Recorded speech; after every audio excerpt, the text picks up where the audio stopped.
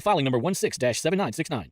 WNXX Jackson, KNXX Donaldsonville, and WDGL HD2 Baton Rouge. This hour brought to you by Spencer Callahan Injury Lawyers, LA 21-12681. Offices in Baton Rouge.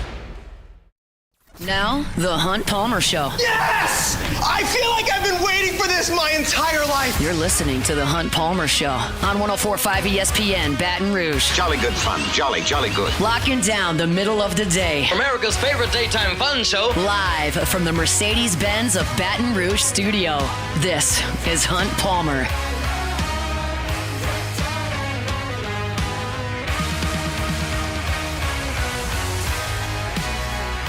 Welcome in. Hunt Palmer coming to you from the Mercedes-Benz of Baton Rouge studio downtown in the capital city on this Thursday, working towards the weekend. Glad you're hanging out with us here on 104.5 ESPN Baton Rouge. Got Jacob Beck and Cassie Spazzali back there on the ones and twos, and honestly, fired up to be back here with you. Took the last 3 days away.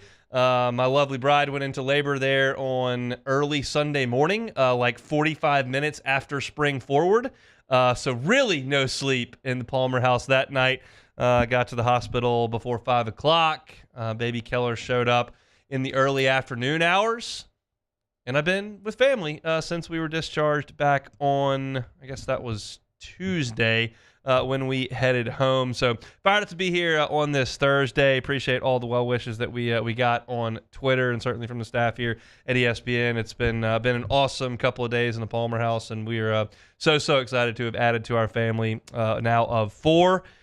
Just 3 in the house right now as the little guy's up in Shreveport with his grandparents, but the madness, I'm sure, will soon follow here over the last couple of days. So Beck and Cassie, y'all made it without me here. Taylor held down the fort. We're all good. Everything's all right.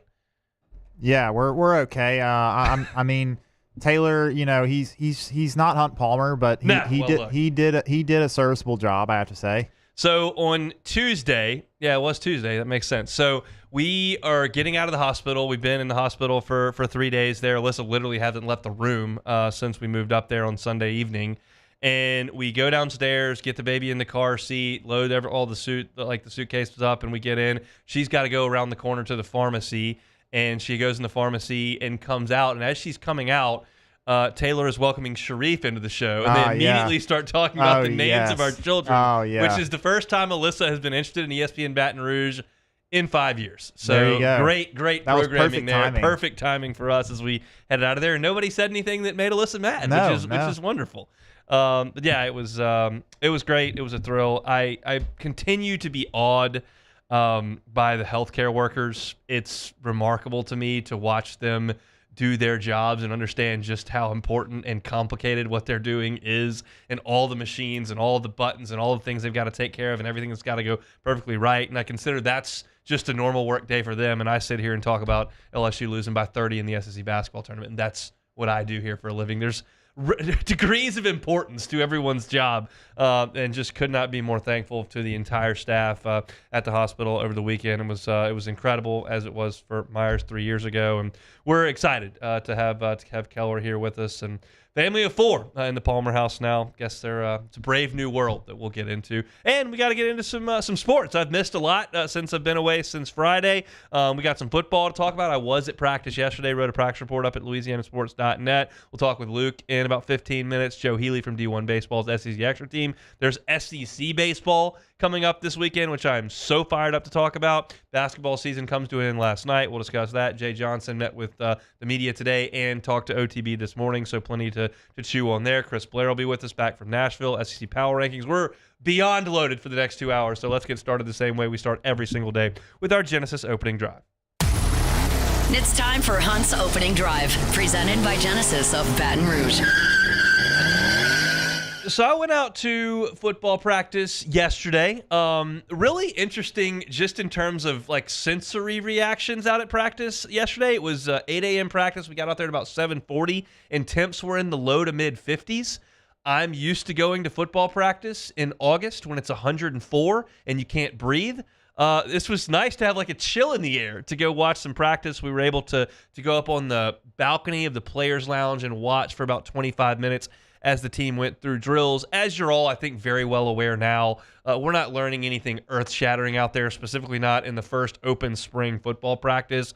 But one of the things that I did take note of, and I wrote in my practice report over at LouisianaSports.net, was the look of the quote-unquote, and I very much use air quotes here, of the first-team offensive line that we saw. It was the group that was out there with Garrett Nussmeier, out there with Caden Durham, out there with Trey'Dez Green. You had your returning receivers, Chris Hilton, Aaron Anderson, and Xavion Thomas. But the offensive line did not look exactly the way that I thought that it might look. You did have over at left tackle Tyree Adams, which he played in the Texas Bowl there at left tackle. Paul Mabenga played left guard. DJ Chester was the starting center for the first team, and I very much expected to see Braylon Moore there. He actually ran with the second team. Bo Bordelon was the right guard, and then the former five-star Weston Davis was the right tackle. So that was the look. Tyree Adams, Paul Mabenga, DJ Chester, Bo Bordelon, and Weston Davis. And so I looked at that and I'm going, okay, that's a lot of guys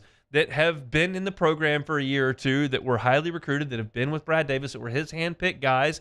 And that's kind of where LSU will start here in the spring. And Brian Kelly went to the microphone just after practice was over and talked about replacing what is 4 starters on the offensive line that have moved on and are out of eligibility now, and how he sees that as a big piece to what they're doing in the spring. We lost them after the Oklahoma game, is kind of how we looked at it. And then we went to work against Baylor with kind of developing a new group. And we feel like, it wasn't really 4 out of 5. It was like trying to find a couple of guys to fill in there. And that's probably fair, because you feel like Braylon Moore is going to be the center, and you feel like Josh Thompson is going to start. I can't tell you if it's at left guard, right tackle, right guard. I'm not certain where he's going to be, but you feel like those 2 guys, Power 5 starters, are going to come in and start. So if you got those 2 guys, and potentially DJ Chester, who was a starter, maybe at one of the guards, you really do only have 2 spots there, and that makes sense in terms of what he's saying there. Now, Brian Kelly was asked, okay, well, what are your early thoughts on what those guys look like at this point? I think Braylon's done a nice job early on. Kyrus Kern, Solomon, both of the freshmen have done a really nice job. I think they're physically able. They've got to be able to take the next step in terms of learning, the offense. But they're going to be really good SEC players. The bar here is pretty high, right? These are really good players that in time are going to help us. I think Weston Davis is doing a nice job. We're going to rely on the guys that got a lot of work for us last year. DJ Chester's gotten a lot of work for us. We'll see where that all ends up. But I think there's enough experience with young players that we're going to put together a really good offensive line. I'm going to work off of 2 knowns in this take, quote unquote, on the offensive line. 2 things that I know. One is that Will Campbell has set himself up to be a very high first-round pick. LSU hasn't had one of those in 30 years. Okay? Emory Jones is going to be a pretty high pick. And Miles Frazier and Garrett Dellinger started a ton of games. Those are knowns. And LSU has not been a factory of NFL offensive linemen, especially in high picks. Yes, if you look in the league right now, Lloyd Cushenberry's doing a great job.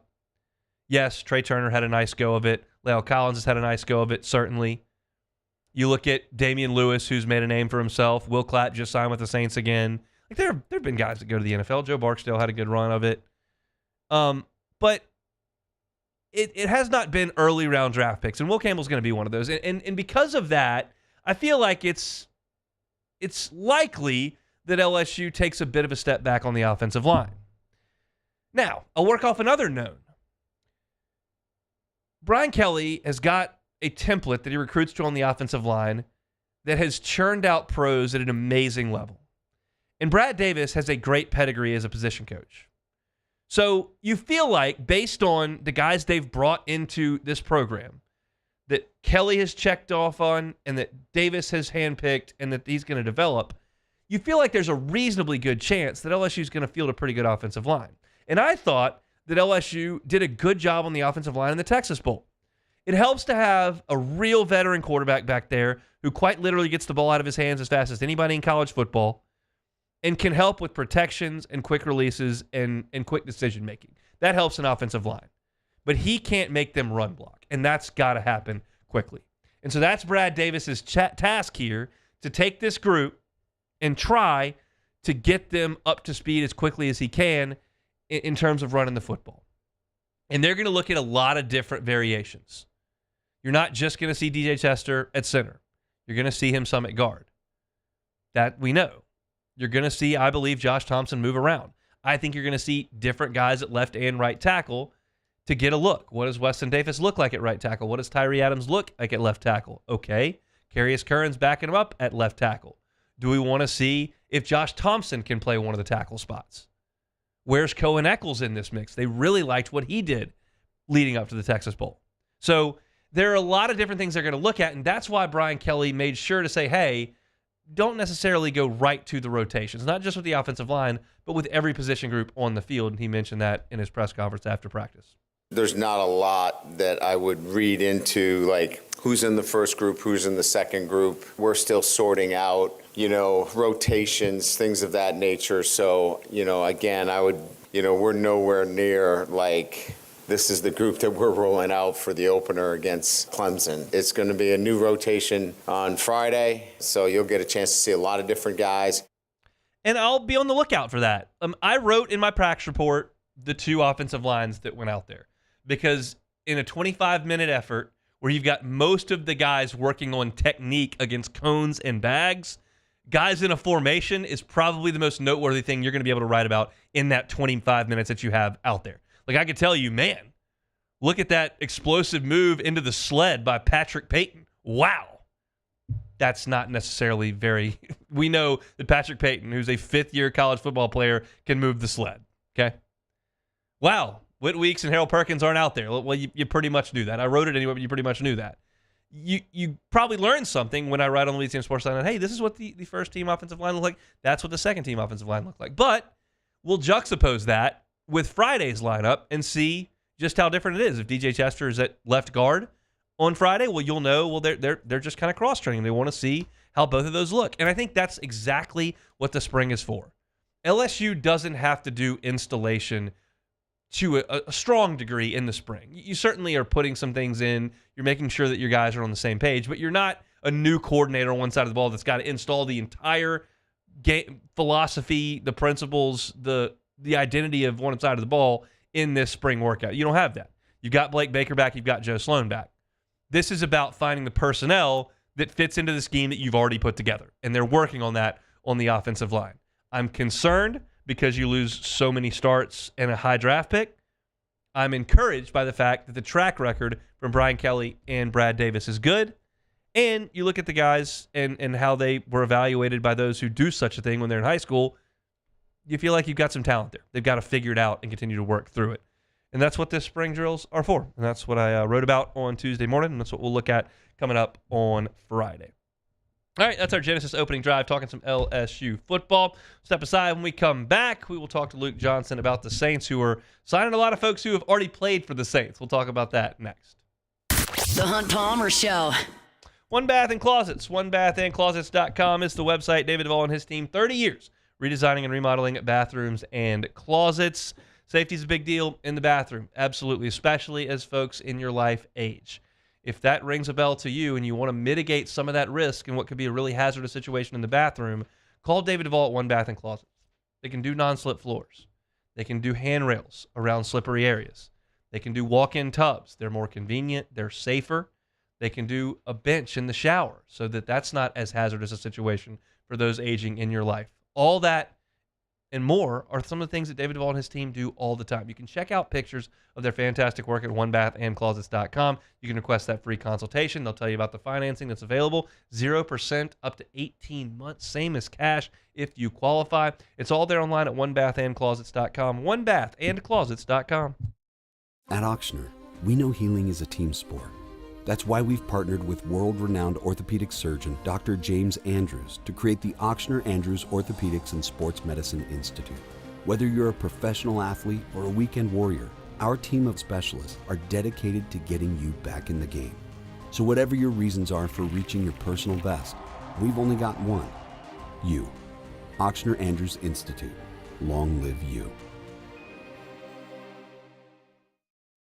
At Bayou Automotive, we believe in a sales process that puts you first. We want you to experience an easy purchase with clear pricing and great service. Let Bayou Ford and Bayou Chrysler Dodge Jeep Ram be your trusted partners in finding your perfect vehicle. The crew at Bayou Automotive is going to do right by you.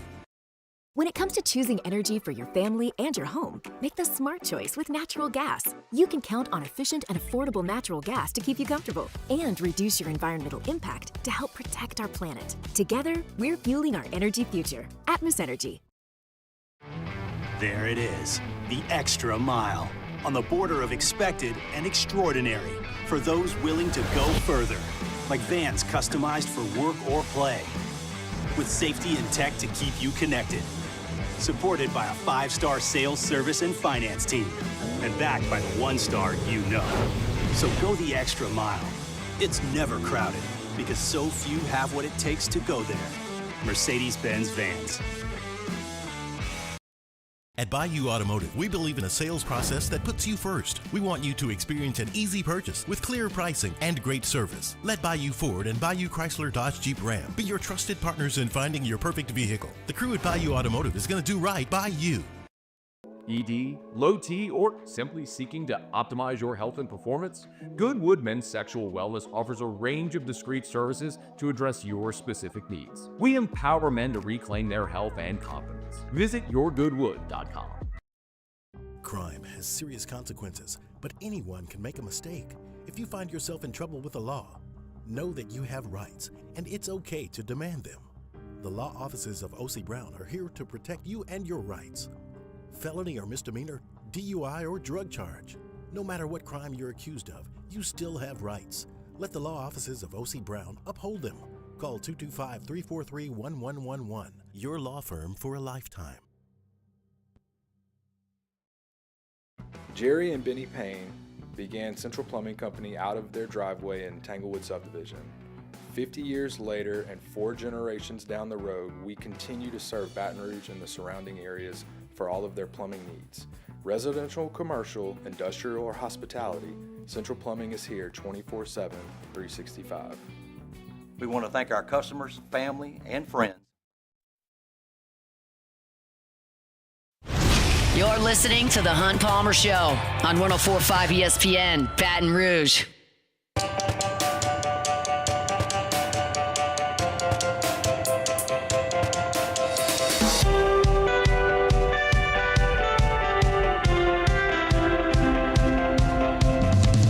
I took a look at the SEC baseball slate for week 1 on Saturday, I think it was, in the morning, and I was like, whoa. I mean, you take LSU and Missouri out, which should be a mismatch. We'll see, but it should be. The other 7 series are great. I cannot wait to see how it starts shaking out, and that's going to be every single week moving forward with SEC baseball, starting this weekend with LSU and Missouri and some really good action around the league. So we'll talk to Joe Healy from D1 Baseball coming up in 15 minutes. Luke Johnson covers the Saints for The Advocate. There's news breaking seemingly every 5 minutes with the New Orleans Saints, so we'll borrow just a little bit of time here from Luke. We appreciate the time, man. How are you? I'm doing great, man. Thanks for having me on, as usual. It is our pleasure. It seems like I'm going back to when Ed Ogeron took the job at LSU, and he wanted to be really sure that anyone who had played at LSU was welcome to come back. It feels like if you have played for the Saints at one point or another, you are very much welcome to come back under this Kellen Moore staff. You look at Chase Young coming back and Juwan Johnson coming back. They re-signed Will Clapp and Isaac Yiadom and a bunch of guys that have been, like, it seems like they're kind of getting the band back together, no? A little bit, yeah. But the funny thing is that, like, those guys who just re-signed today and Yiadom and Clapp did not play for these coaches with the Saints, but they played for them with other teams. Yiadom played for the 49ers last year, where Brandon Staley was there, and he was with Brandon Staley in Denver as well. Will Clapp, when he left the Saints, he went to play under Brendan Nugent, who coached him with the Saints and is now coaching with the Saints again.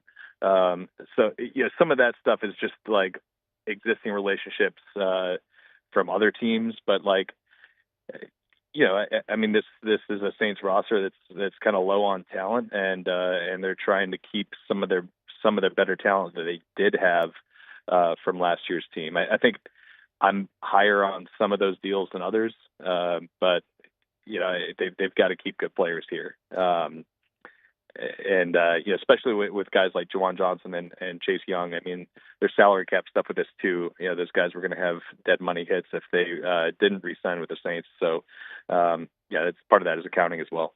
So let's talk about those two specifically. Start with Juwan Johnson. It's not a massive contract among tight ends in the NFL, but it is a substantial number when you just kind of look at it on its face.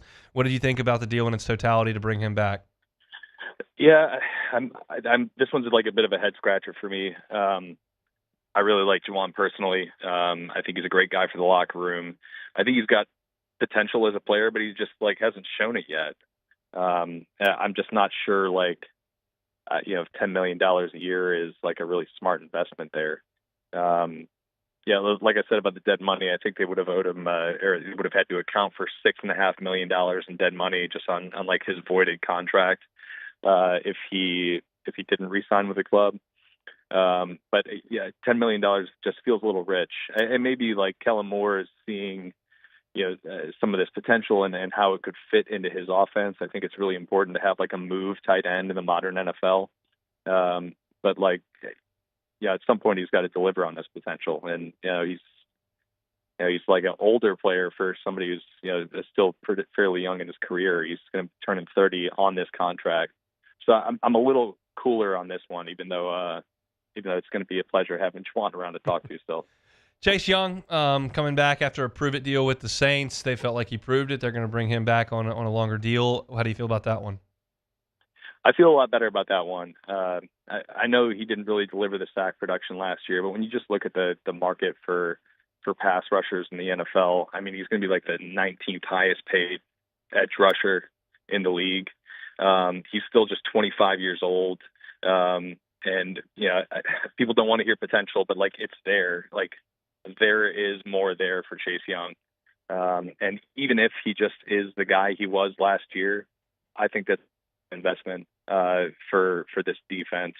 I don't buy the fact that, or by the idea that he's not going to be motivated anymore because he's gotten paid, because he's going to be 28 by the time his contract expires. He's going to be ready to sign another free agent deal then. So I really I think this was a good signing by the Saints. If you give yourself the opportunity to maybe tap into a guy with 10+ sack potential for $17 million a year, I think you got to take it. I did not realize Chase Young was only 25. That I would have gotten that crazy, wrong. Right? I would have said 27 for sure. NFL season. Yeah. Yeah. I mean, it's absolutely crazy. It doesn't really make sense. Paulson Adebo was kind of a highly sought after free agent this year because he's only 25 and he's coming off his rookie year. I mean, or his rookie deal. And Chase Young is the same age, and he entered the league 2 years earlier than Paulson Adebo. So it's kind of crazy. Let's talk secondary with Will Harris, and then with obviously Paulson Adebo, who you just mentioned, and then Isaac Yiadom. How do you feel how that group is coming together? Still a work in progress, I think. I'm coming around on the Justin Reed deal. I was a little skeptical of it at first, but I think he's coming off of arguably his best season as a pro. He's won two Super Bowls. He's been to another one. I think that's valuable to have on your team. And really, safety has been kind of a black hole for the Saints team since Marcus Williams left.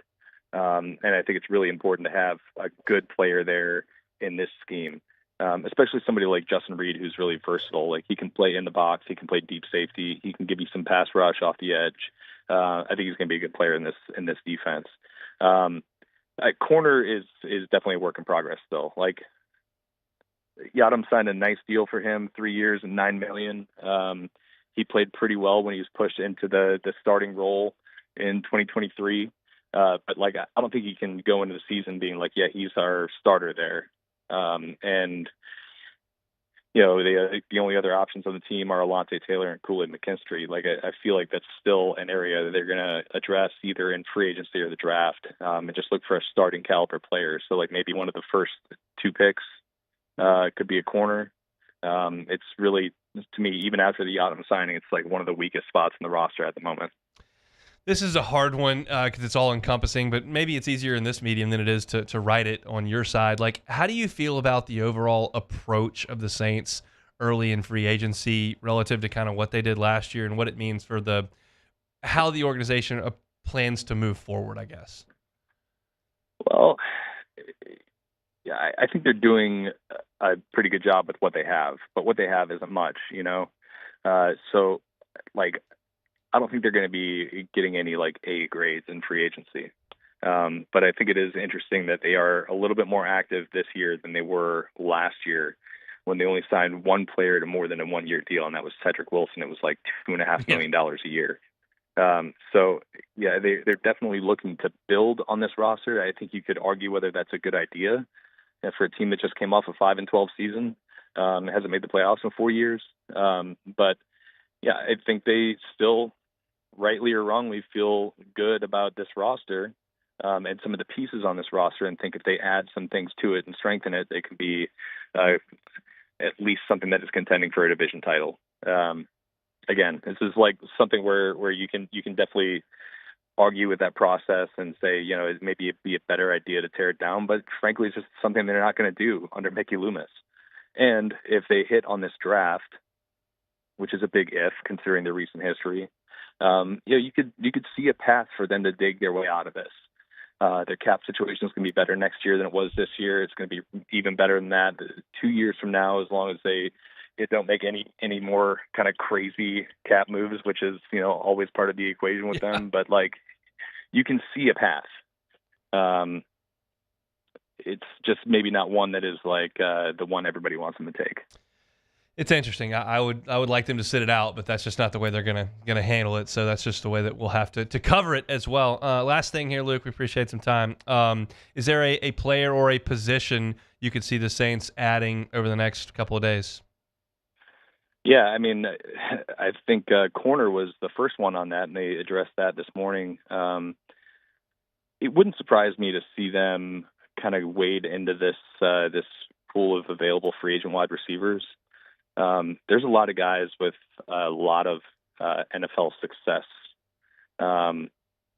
like on the resume, who maybe are no longer number one or number two wideouts, but they could be really, really intriguing options as a complement to Chris Olave and Rashid Shaheed.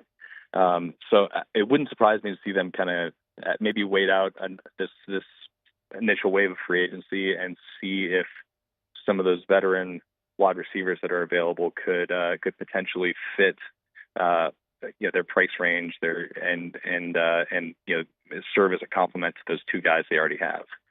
Because I think that's like when you're looking at this offense, outside of the starting guard, which is it is what it is. I think that's kind of one of the more like obvious weaker spots in this roster, and it's frankly something that's been a weak spot since Michael Thomas injured his ankle early in week 2 of 2021. I think that's an area that wouldn't surprise me if that's somewhere they kind of kick the tires on some of these players. He's on Twitter @ByLukeJohnson, all over the free agent news. We talk to him every Thursday right here on 104.5 ESPN Baton Rouge. Luke, we appreciate the time, man. Yeah, my pleasure.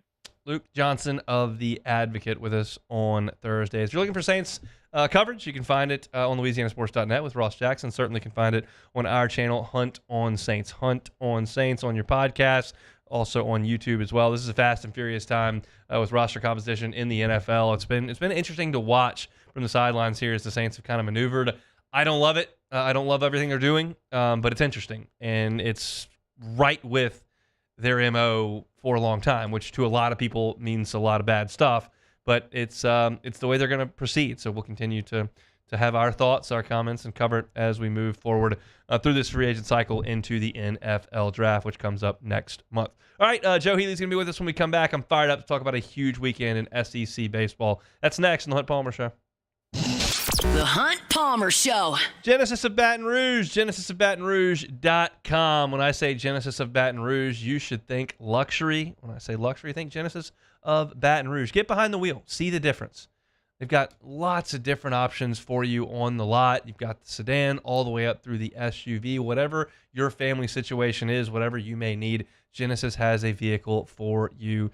You may not have gotten behind the wheel of one. Wouldn't surprise me. They're not all that old. it's new to the game, basically. They've been there, Airline and PQ, for just about 2 years. If you hadn't stopped by, highly recommend you do so. Chat with one of their brand ambassadors. Tell them the Hunt Palmer Show sent you by. They'll get you behind the wheel, and you'll see the difference. Stylish, sleek, comfortable, fantastic design, and very, very safe. It's all there on the line. You can start your search at genesisofbatonrouge.com because every car that is on the lot is online at Genesis of Baton Rouge. They're at Airline and PQ, Genesis of Baton Rouge. At Bayou Automotive, we believe in a sales process that puts you first. We want you to experience an easy purchase with clear pricing and great service. Let Bayou Ford and Bayou Chrysler Dodge Jeep Ram be your trusted partners in finding your perfect vehicle. The crew at Bayou Automotive is going to do right by you.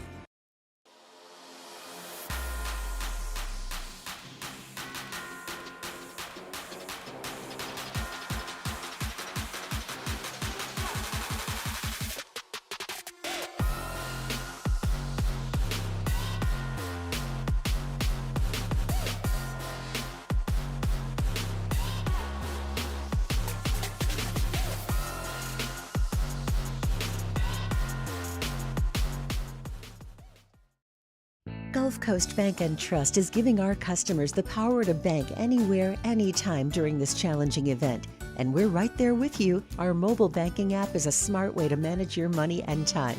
Gulf Coast Bank and Trust, the bank that cares about you. At Auctioner, we know healing is a team sport. That's why we've partnered with world-renowned orthopedic surgeon Dr. James Andrews to create the Auctioner Andrews Orthopedics and Sports Medicine Institute. Whether you're a professional athlete or a weekend warrior, our team of specialists are dedicated to getting you back in the game. So whatever your reasons are for reaching your personal best, we've only got one: you.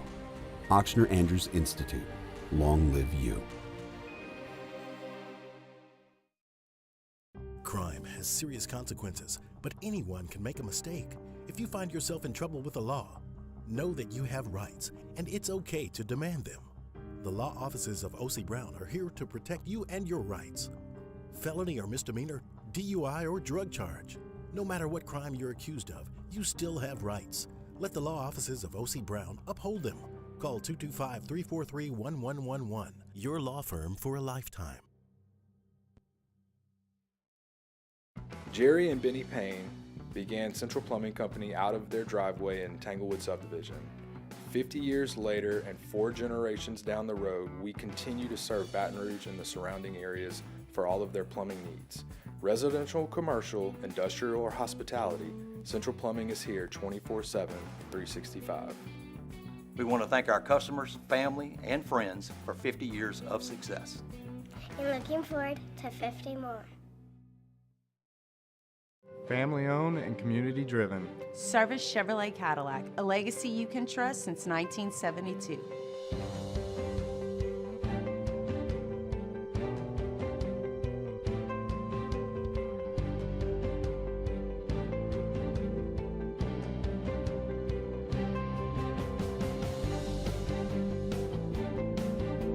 Service. This is the Hunt Palmer Show on 104.5 ESPN, Baton Rouge.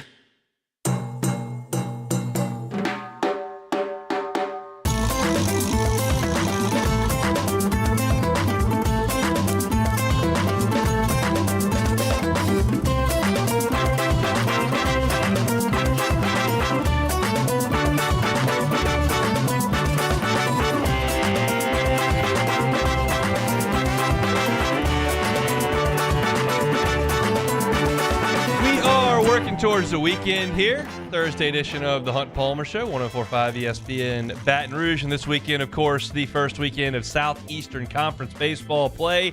10 weeks, 30 games, teams trying to jockey for positioning for postseason baseball. And it all starts coming up on Friday. Missouri at the box to play LSU. And 7 other series that we'll certainly talk about. Joe Healy's going to be all over it with D1 Baseball, part of the SEC Extra Team. He and Mark Etheridge do fantastic work, and he's with us on Thursdays. Joe, we can debate about conference realignment as it pertains to football scheduling, about cross-country flights, losing rivalries and whatnot. But as I look at this schedule for SEC baseball and consider they're going to do this 9 more times after this weekend, it's like a smorgasbord of just incredible matchups that, to me, are endlessly entertaining. You feel the same way? Yeah, 100%. I mean, you look at this weekend and you can see Texas, Mississippi State in Starkville, and Yeah. it's just like, oh, okay, this is what we're doing now. So I'm with you, and I don't know about you, but it just felt like the non-conference portion of the season this year was so long, and I'm not really sure exactly why. Maybe it has something to do with the fact that, as my colleague Mark Etheridge looked up, the SEC in non-conference play had 70 wins by 10 or more runs and only 35 losses.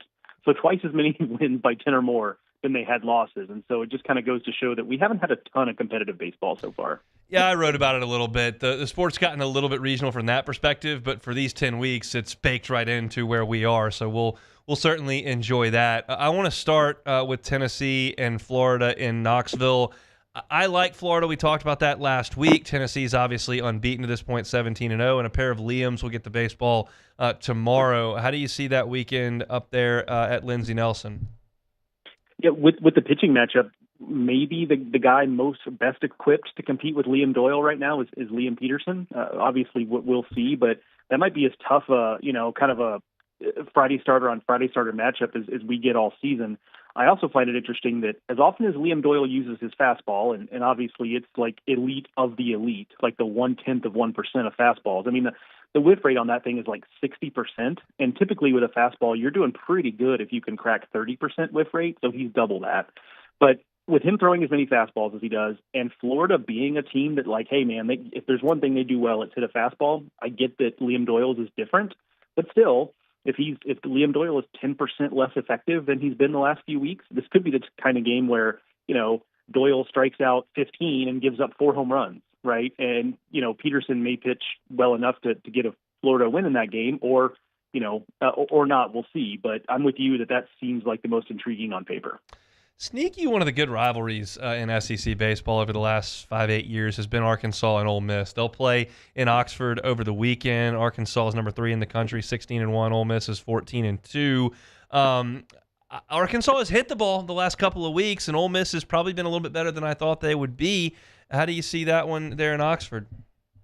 Yeah, consider me intrigued by Arkansas's lineup. I get that we've been fooled before, so I'm still kind of a little bit in wait-and-see mode, but I've been pretty well convinced that this lineup is at least a bit better than the ones we've seen the last couple of years, because if you're not going to have, a standout centerpiece in the lineup, and maybe they do with one or both of the Aloy brothers, I guess we'll see in SEC play, but even if they don't, I mean, if you put together a lineup that's dangerous 1 through 9, you can kind of mitigate some of that, and I think that might be what Arkansas has done here. The most interesting piece of that for me is that I think what's going to be, I don't want to say the sole thing that Ole Miss is going to have to do in conference play to be more successful, because I don't want to put it on one thing, but the main thing I would say is that if Ole Miss is going to be successful, it has to have guys, whether it's Riley Maddox, Mason Nichols, or somebody else.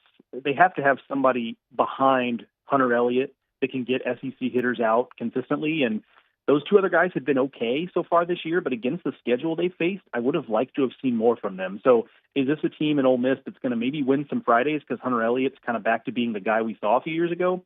And then they lose a lot of series because they just don't have enough pitching in days 2 and day 3. So I'm kind of fascinated by that matchup as we go into the weekend. Have you seen enough of Hunter Elliott to say, hey, that's the guy we saw in Omaha a few years ago?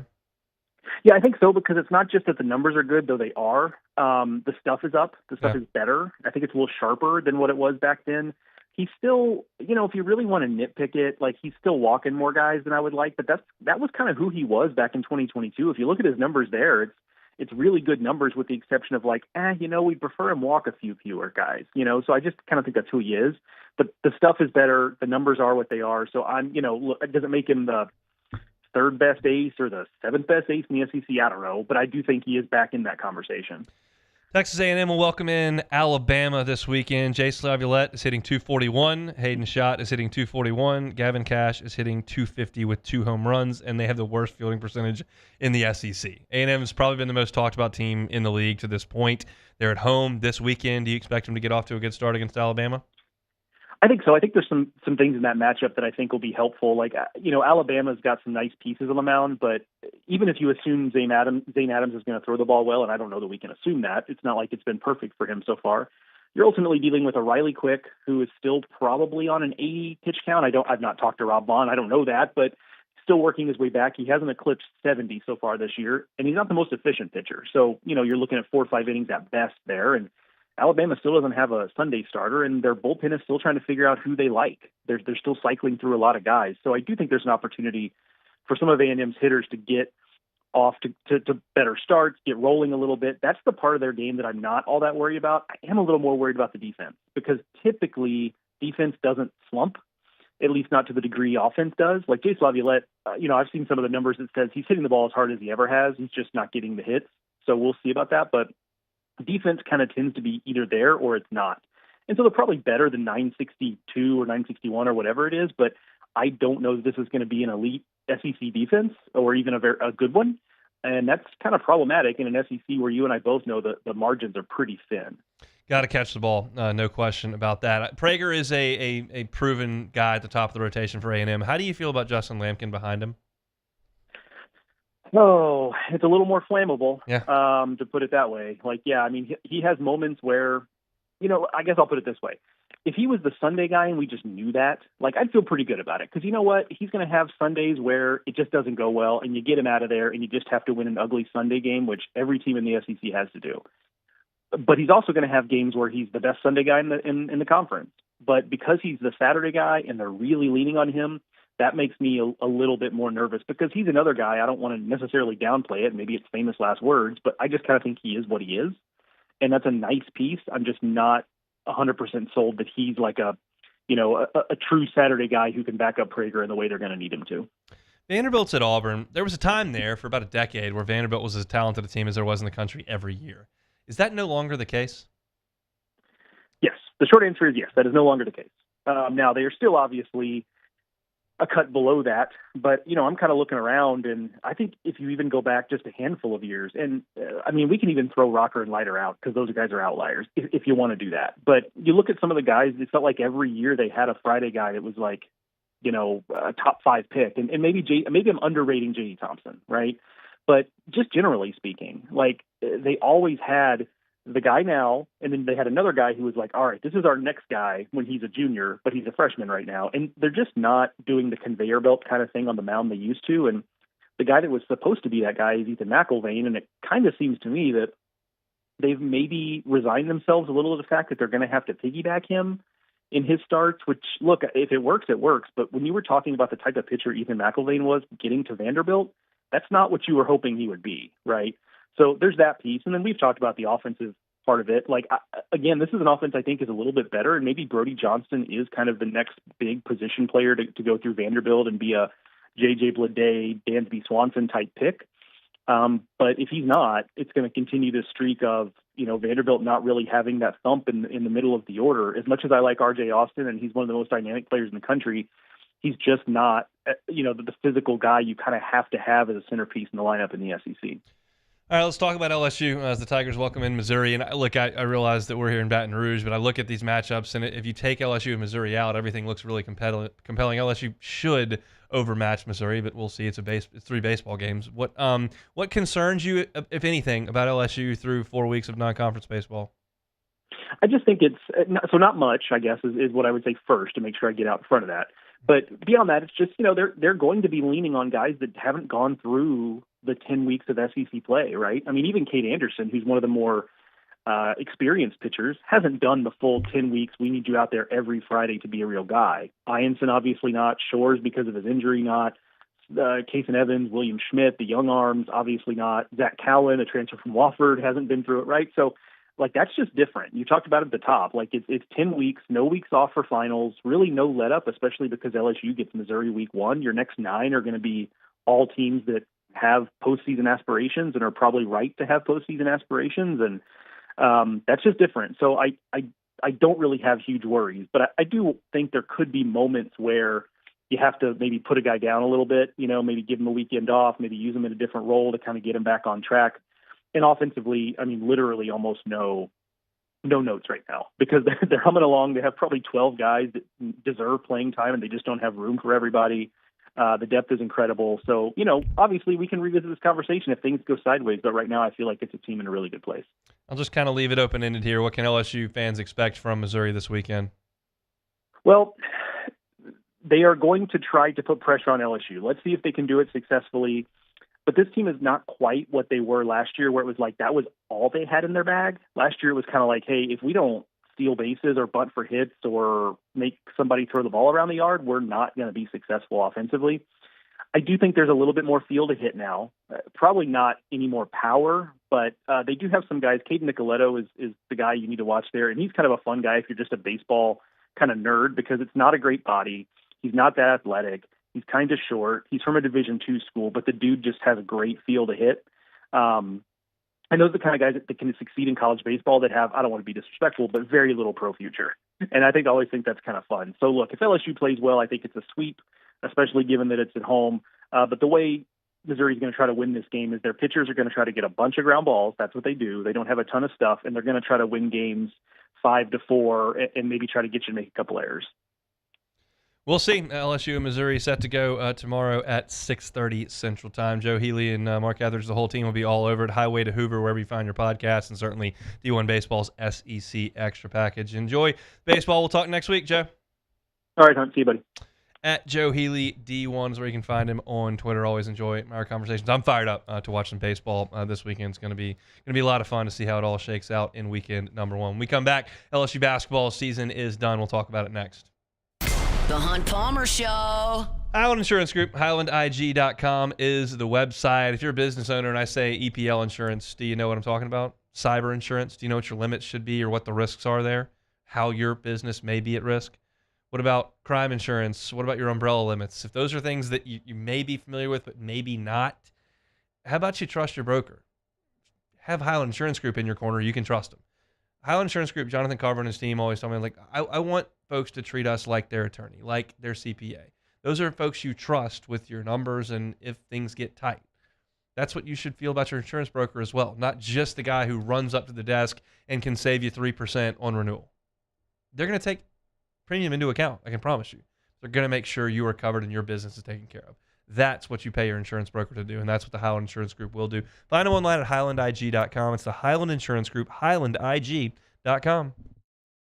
At Atmos Energy, our Smart Choice solutions help customers save energy and emissions with rebates up to $500 off high-efficiency natural gas appliances, smart thermostats, and weatherization upgrades. Together, we're fueling our energy future.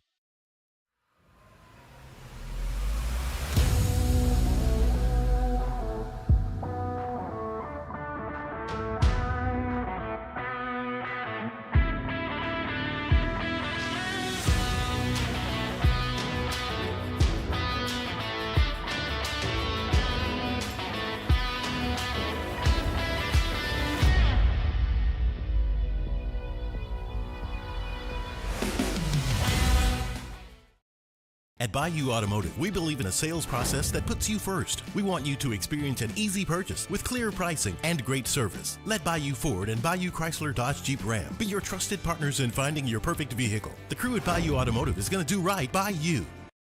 At Bayou Automotive, we believe in a sales process that puts you first. We want you to experience an easy purchase with clear pricing and great service. Let Bayou Ford and Bayou Chrysler Dodge Jeep Ram be your trusted partners in finding your perfect vehicle. The crew at Bayou Automotive is going to do right by you. At Auctioner, we know healing is a team sport. That's why we've partnered with world-renowned orthopedic surgeon Dr. James Andrews to create the Auctioner Andrews Orthopedics and Sports Medicine Institute. Whether you're a professional athlete or a weekend warrior, our team of specialists are dedicated to getting you back in the game. So whatever your reasons are for reaching your personal best, we've only got one: you. Auctioner Andrews Institute. Long live you. Crime has serious consequences, but anyone can make a mistake. If you find yourself in trouble with the law, know that you have rights, and it's okay to demand them. The law offices of O.C. Brown are here to protect you and your rights. Felony or misdemeanor, DUI or drug charge. No matter what crime you're accused of, you still have rights. Let the law offices of O.C. Brown uphold them. Call 225-343-1111. Your law firm for a lifetime. Jerry and Benny Payne began Central Plumbing Company out of their driveway in Tanglewood subdivision.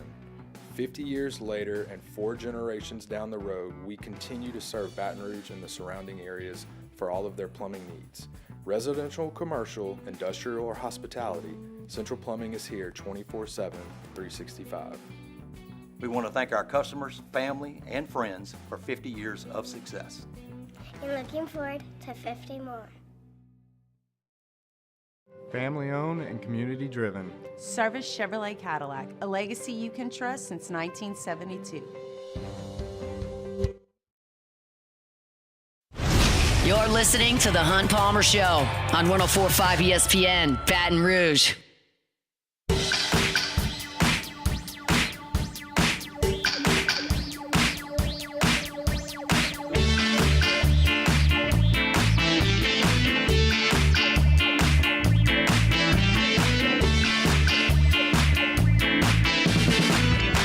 A dreadful conference basketball season came to an end last night for LSU. 91-62, 29-point loss to Mississippi State. Tigers finished 14-18 overall. Tigers finished 3-15 in league play, 3-16 if you talk about conference play. And look, there's not a lot to talk about in the game. LSU went 10 minutes to end the first half without a field goal. 10 freaking minutes and couldn't make one field goal. Happened in the last game, too. Mississippi State is a wildly mediocre defensive team. They've been pretty good offensively. Could not do anything LSU offensively. They can't guard Josh Hubbard. Couldn't do it last year. Couldn't do it this year in 2 tries, and they got smoked and were never competitive in the game. That's pretty obvious. And so now you look forward towards next year. And I know that there are the vast, overwhelming majority of LSU basketball fans have completely tuned this entire program out and are not in a hurry to pick it back up in next November, December, January, February at all. Like that's just the reality of where LSU fans are with this current basketball program, and I get it. And I don't think that anybody's going to go nuts over what LSU does in the transfer portal because they got some guy from Dayton or this guy from Central Florida. They pulled this guy from Cal Santa Barbara, or they got this guy from Iowa State. Like, I just don't think that's going to do anything for LSU fans. But the fact of the matter is that here's where you are. And LSU has not, in the last 4 years, shown that it's anywhere near what Auburn or Alabama or what this Florida team is doing, what Texas A&M's built over the last 3 years, what Tennessee's done over the last 6-7 years with Rick Barnes. Like, you're not even close. But the fact remains that it can be changed really quickly because you saw Missouri go to the tournament in year 1 under Dennis Gates, and then in year 2 they went winless in the league, and they're going to the tournament this year. Last year, Lamont Paris was the coach of the year in the league. This year, they were last place.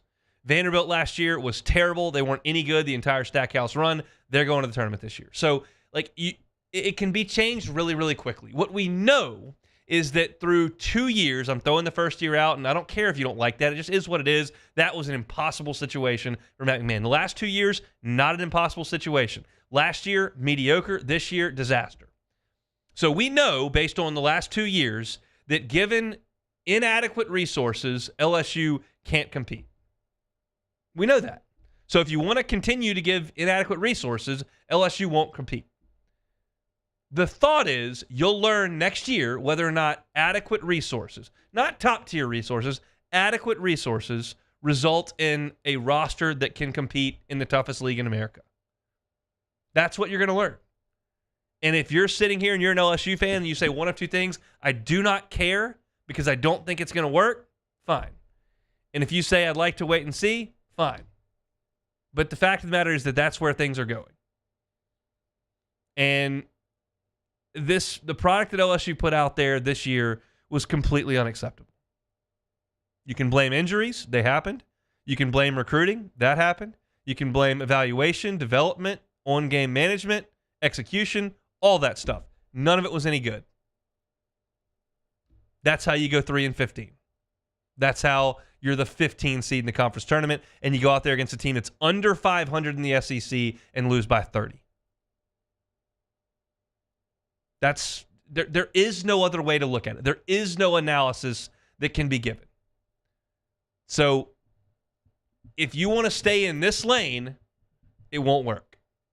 However, if you want to try to play with the big boys a little bit more, Vanderbilt just announced they're going to throw $1.5 million and then match it with another $1.5 million to throw $3 million of the roster next year. That's what it's going to take. And it doesn't mean you have to go to Duke and get their guys. We know the stories. Mark Sears is from Ohio. Janai Broome, Morehead State. Dalton Connect, somewhere in Colorado, northern Colorado or something. I don't know. Great players in the league. And you can do it with your Wade Taylors as well. Wade Taylor's a nice 4-star recruit, doesn't really have a huge NBA future. He's going to already set the Texas A&M scoring record because they got him in from high school and let him develop for 4 years. But none of that's going on right now is working because the high school players that Matt Mann has brought in have been a little bit underwhelming. A lot of the transfers that have come in have not made the jump to the Southeastern Conference, and the ones that do are usually like one at a time. KJ Williams, nice year. Good job. Heck of an effort by Cam Carter this year. Awesome. But too many guys that have been put around them have tried to step up to this level and have not been able to do it. And to this point, the record is what it is. So for LSU, you've got a head start. You got to get with the guys that you want, see if you can keep them, understand how many spots you've got moving forward, and then you've got to go in the transfer portal and you can be lock, stock, and barrel. You don't have to worry about going to the tournament or flying to the Sweet 16 or going to the Final Four and all that. Go get new players. That's what it's got to be. A lot of them, like 8 or 9. That's it for hour number 1. We got some baseball to talk about in hour number 2. Chris Blair with us as well, and some power rankings. Come back with us after SportsCenter. It's a Thursday edition of The Hunt Palmer Show. The Hunt Palmer Show. There it is, the extra mile, on the border of expected and extraordinary, for those willing to go further, like vans customized for work or play, with safety and tech to keep you connected, supported by a 5-star sales, service, and finance team, and backed by the 1-star you know. So go the extra mile. It's never crowded, because so few have what it takes to go there. Mercedes-Benz Vans. Men, age is just a number. Don't let it dictate how you feel. Goodwood Men's Sexual Wellness has anti-aging services that can help you look and feel your best. Visit yourgoodwood.com and discover a renewed sense of vitality. At Auctioner, we know healing is a team sport. That's why we've partnered with world-renowned orthopedic surgeon Dr. James Andrews to create the Auctioner Andrews Orthopedics and Sports Medicine Institute. Whether you're a professional athlete or a weekend warrior, our team of specialists are dedicated to getting you back in the game. So whatever your reasons are for reaching your personal best, we've only got one. You. Auctioner Andrews Institute. Long live you. Crime has serious consequences, but anyone can make a mistake. If you find yourself in trouble with the law, know that you have rights, and it's okay to demand them. The law offices of O.C. Brown are here to protect you and your rights. Felony or misdemeanor, DUI or drug charge. No matter what crime you're accused of, you still have rights. Let the law offices of O.C. Brown uphold them. Call 225-343-1111. Your law firm for a lifetime. Jerry and Benny Payne began Central Plumbing Company out of their driveway in Tanglewood subdivision. 50 years later and 4 generations down the road, we continue to serve Baton Rouge and the surrounding areas for all of their plumbing needs. Residential, commercial, industrial, or hospitality, Central Plumbing is here 24/7, 365. We want to thank our customers, family, and friends for 50 years of success. And looking forward to 50 more. Family owned and community driven. Service Chevrolet Cadillac, a legacy you can trust since 1972.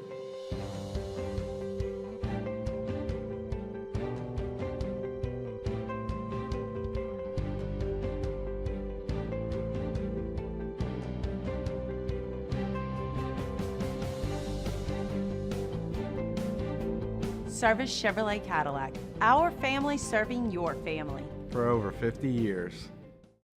At Bayou Automotive, we believe in a sales process that puts you first. We want you to experience an easy purchase with clear pricing and great service. Let Bayou Ford and Bayou Chrysler Dodge Jeep Ram be your trusted partners in finding your perfect vehicle. The crew at Bayou Automotive is going to do right by you. When it comes to choosing energy for your family and your home, make the smart choice with natural gas. You can count on efficient and affordable natural gas to keep you comfortable and reduce your environmental impact to help protect our planet. Together, we're fueling our energy future. Atmos Energy. Looking for the ultimate game day experience? Come to the Queen Casino in Baton Rouge. Savor game day platters and snacks, plus drink specials at 1717 Kitchen and Cocktail. So come out for game day and let our team make you the MVP. The Queen Casino, where every moment is a win. When you can't rely on technology, you can rely on Mountain Cold Refreshment. Dave's back on. Coors Light. Choose chill.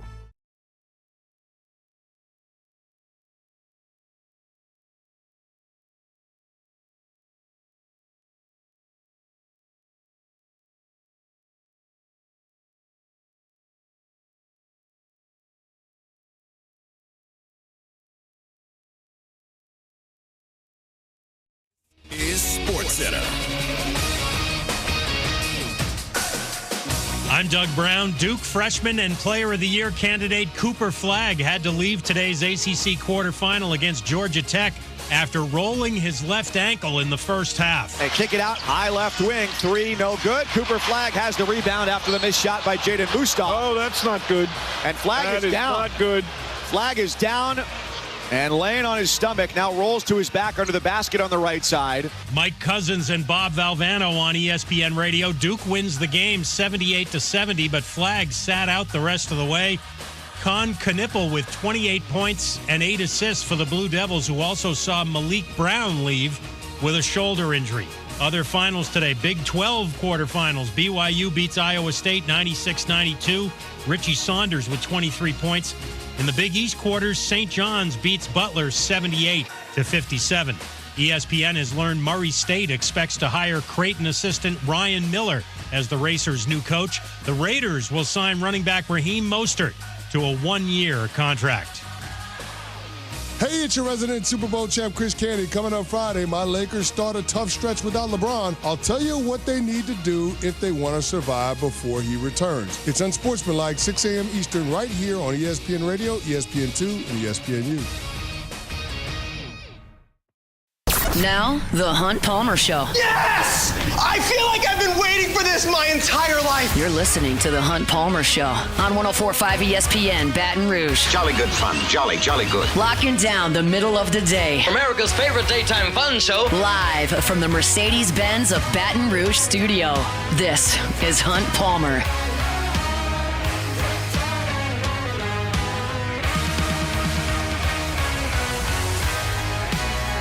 Hour 2, Thursday edition of the Hunt Palmer Show, working towards the weekend, 104.5 ESPN Baton Rouge. Appreciate you hanging out with us. Fired up to be back after 3 days away. Shout out to Taylor Sharp and the whole gang for holding it down here from 1 to 3 over the last few days as we've gotten things resettled back at the Palmer house. So fired up to be with you and certainly be back tomorrow, getting you ready for an SEC weekend in baseball. Speaking of baseball, let's start hour number 2 with baseball. We'll talk to Chris Blair coming up in 15 minutes. SEC Baseball Power Rankings coming up at 2:30.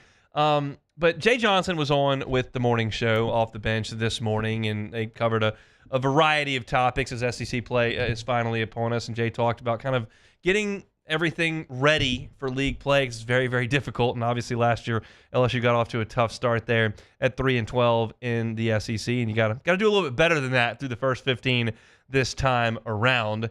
And one of the pieces to that puzzle is going to be William Schmidt. And we've talked about this at length. And I told you entering the game, well, I didn't tell you that because I wasn't, that's incorrect. I wasn't here. I wrote it for LouisianaSports.net.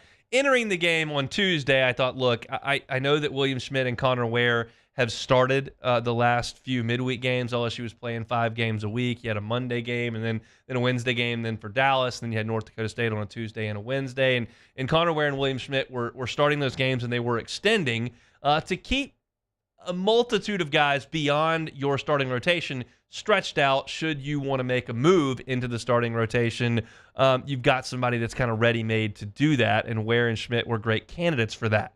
And I said and wrote before Tuesday's game, like, I don't expect to see William Schmidt and Connor Ware going deep into this game. I don't know who's going to start. One of them probably will. I don't think you're going to see 70, 75 pitches like they've been working them up to, because there's no reason, in my estimation, to burn a potential bullpen helper on the weekend on a Tuesday, or in some cases a Wednesday, against an in-state team. I just don't see that as a reasonable thing to do, not even against Xavier, who's not an in-state team. And we saw that. William Schmidt went out there and got through his one inning and sat down. Connor Ware went out there, and it was a little bit iffy, but essentially got his work done, got 2 outs, should have been 4 outs, and sat down. And now you've got your entire bullpen ready to roll on the weekend. And so Jacob Hester talked about William Schmidt, what he's seen from him, and asked Jay Johnson kind of what Schmidt's role could be moving forward. And Jay Johnson did not mince words about what he thinks about his freshman pitcher and what his role is going to be moving forward in league play. So I'm excited about William, and yeah, I think his days of throwing on any Tuesday are probably over for the rest of his career here. So you hear that. His days of throwing on any Tuesday are over for the rest of his career here. Now, I don't take that literally. Some of you may, and it may be true. William Schmidt may never throw a pitch on Tuesday from here on out. Alex Lang certainly didn't. But Alex Lang was in the rotation for his entire time. So was Jared Poche. I didn't take that as William Schmidt will never pick up a baseball on Tuesdays. He's going to go to the park in his lace-up tennis shoes on Tuesdays. I took that as William Schmidt's ready to pitch. He's ready to get Missouri out. He's ready to get Arkansas out. He's ready to get Texas out. He's ready to get Tennessee out.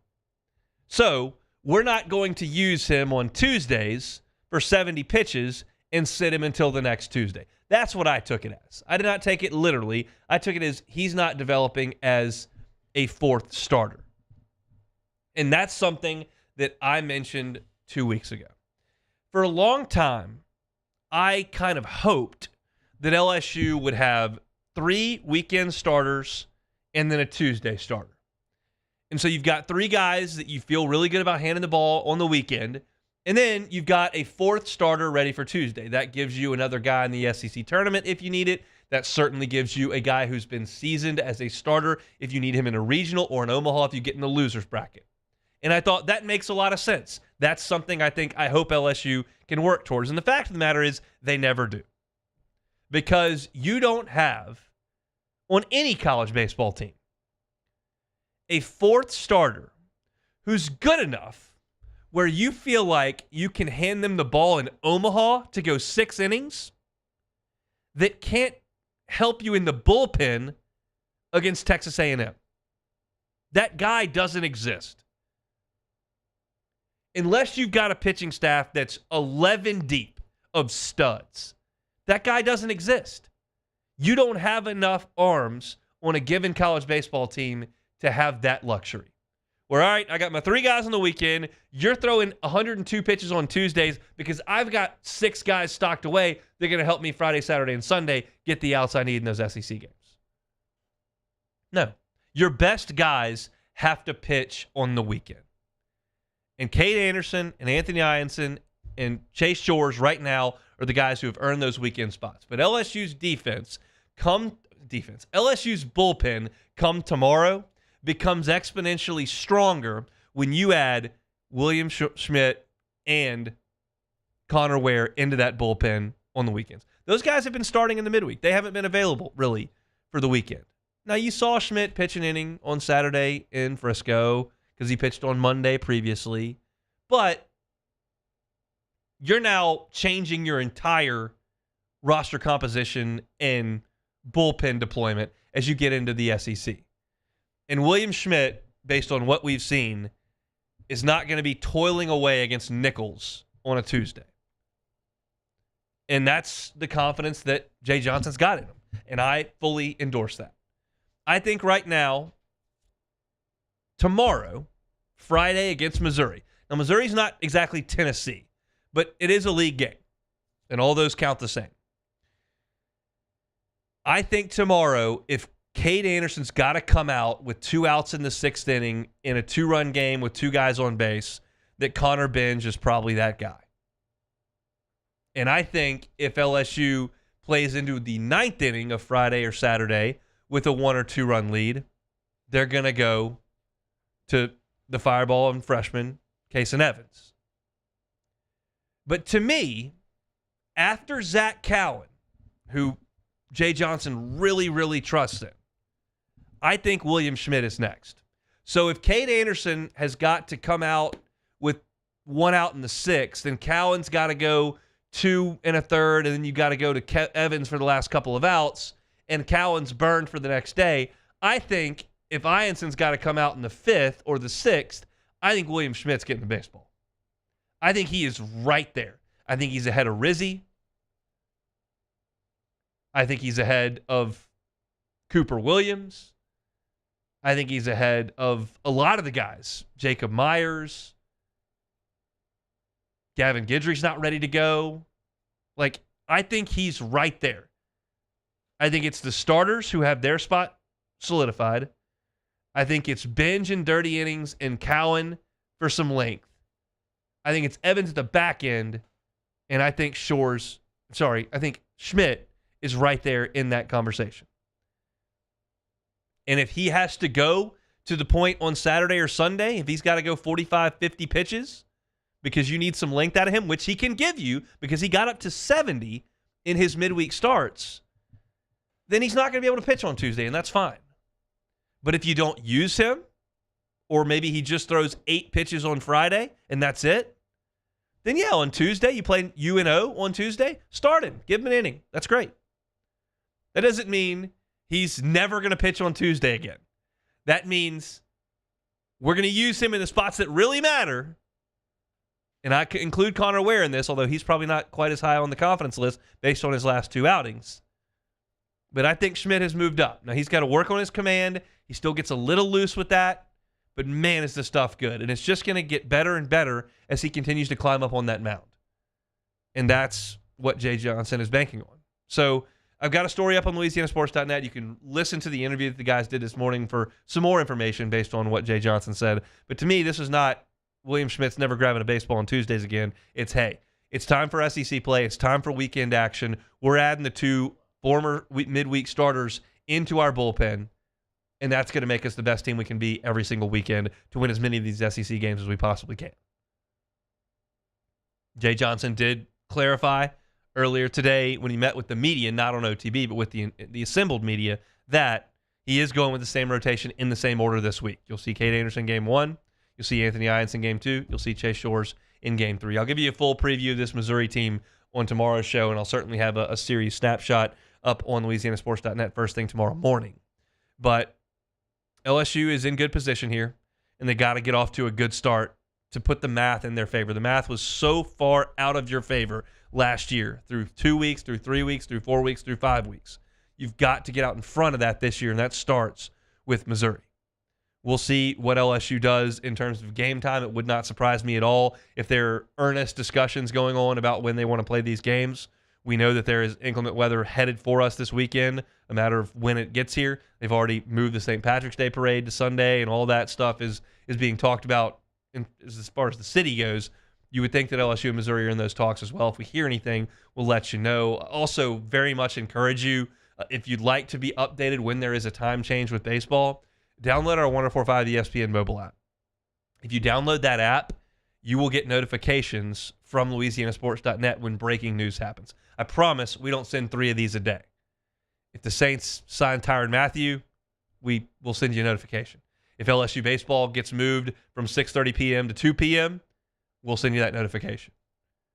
If LSU gets a 5-star commitment, we'll send you that notification. So if you want that kind of information, download the 104.5 ESPN app, enable your notifications, and we'll get you caught up whenever there is a schedule change or anything that's breaking news with LSU or the Saints. That's a look at some baseball here as we get ready for LSU and Missouri over the weekend, starting tomorrow at 6:30. Scheduled first pitch. We'll take a timeout, come back and talk with Chris Blair. He was up in Nashville not over the weekend, last night, watching LSU's basketball season come to a close, and that means he'll be for LSU and Missouri baseball all 3 games this weekend because basketball is in the rearview mirror. So we'll talk about all that with Chris when we come back. The Hunt Palmer Show. Gulf Coast Office Products is a nationally recognized Savin office equipment dealer based right here in Louisiana. Over 100 employees strong, Gulf Coast has the boots on the ground to support all vertical markets from education, engineering, legal, and finance. With the latest in office technology, from desktop to production segment units, Gulf Coast and Savin have the perfect fit for you. Call 225-756-2644. That's 756-2644 for Gulf Coast Office Products. The Windsor Senior Living Community in Mandeville, Louisiana is a beautiful, vibrant apartment community geared towards seniors. They are nestled right in the heart of Mandeville, where seniors live a more carefree lifestyle in spacious apartments with the peace of mind that comes from having a little extra help. Call the Windsor at 985-624-8040 to schedule a lunch and tour. Come see how the Windsor can be your passport to peace of mind. At Auctioner, we know healing is a team sport. That's why we've partnered with world-renowned orthopedic surgeon Dr. James Andrews to create the Auctioner Andrews Orthopedics and Sports Medicine Institute. Whether you're a professional athlete or a weekend warrior, our team of specialists are dedicated to getting you back in the game. So whatever your reasons are for reaching your personal best, we've only got one: you. Auctioner Andrews Institute. Long live you. Crime has serious consequences, but anyone can make a mistake. If you find yourself in trouble with the law, know that you have rights, and it's okay to demand them. The law offices of O.C. Brown are here to protect you and your rights. Felony or misdemeanor, DUI or drug charge. No matter what crime you're accused of, you still have rights. Let the law offices of O.C. Brown uphold them. Call 225-343-1111. Your law firm for a lifetime. Jerry and Benny Payne began Central Plumbing Company out of their driveway in Tanglewood subdivision. 50 years later and 4 generations down the road, we continue to serve Baton Rouge and the surrounding areas for all of their plumbing needs. Residential, commercial, industrial, or hospitality, Central Plumbing is here 24/7, 365. We want to thank our customers, family, and friends for 50 years of success. And looking forward to 50 more. Family owned and community driven. Service Chevrolet Cadillac, a legacy you can trust since 1972.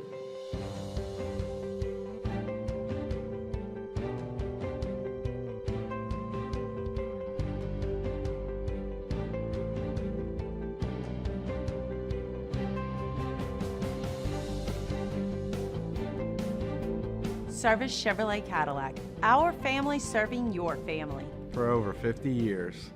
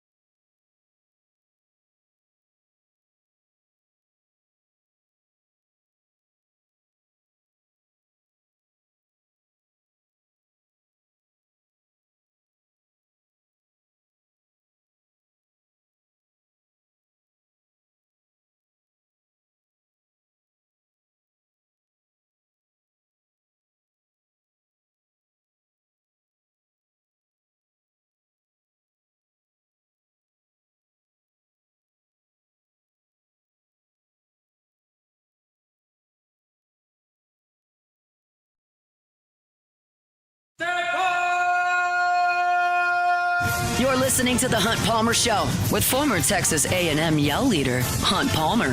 Giga Maggies.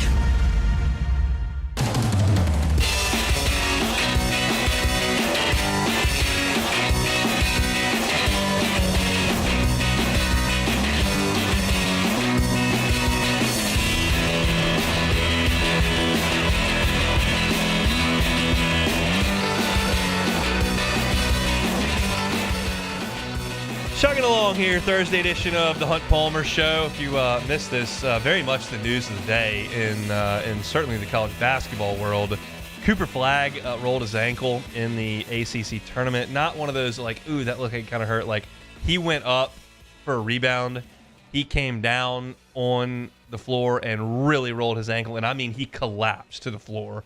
I tweeted this out. I saw somebody put on a tweet the video of it happening, and you can see Flagg goes up for the rebound. He comes down. He very clearly rolls his ankle and collapses, and he's not getting up. And John Shire walks about 4 steps toward Flagg, close to the bench. So he's like 20 feet away from Flagg, who's on the ground. And he just puts his hands on his knees and like bends over. And it's like, oh God, like, I don't care if we beat Georgia Tech. I don't care if we win the ACC tournament. I just need the best player in the country ready to go in 7 days. And now Cooper Flagg was carried off the floor. He was wheeled out of the building on a wheelchair. Now, the x-rays were negative for Cooper Flagg, and I'm sure he'll rehab that thing like crazy, and Duke's not going to need him next Thursday or Friday. The earliest they would need him is Saturday or Sunday of next week. And I'm sure he'll give it a try, but it's just not ideal at all to have the best player in the country go up and have that happen. Like, yeah, brutal. It's not. And now I wonder, are the powers that be going to potentially give Duke a lower seed as the college football playoff committee did to Florida State, or didn't include them? But there was no chance Jordan Travis could play. Yeah, that's true. Cooper Flagg has a rolled ankle, and he's gonna ice that thing like crazy. Yeah. They'll stem it, and he'll go out there with a banged up ankle. The question is, like, how aggressive does John Shire want to get with rest? Yeah. Like, do you want to go out there against a 9 seed or an 8 seed on next Saturday or Sunday and try to do it without Flagg? Like, they'll probably win. But if you can get him that extra 5 days, it would be helpful. It is March, though, Hunt.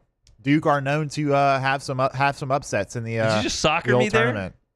Duke are known to. That was very soccer for you with your tense there. Well, sorry, but I did never. You got never soccer even on the brain? it. Yeah, I do.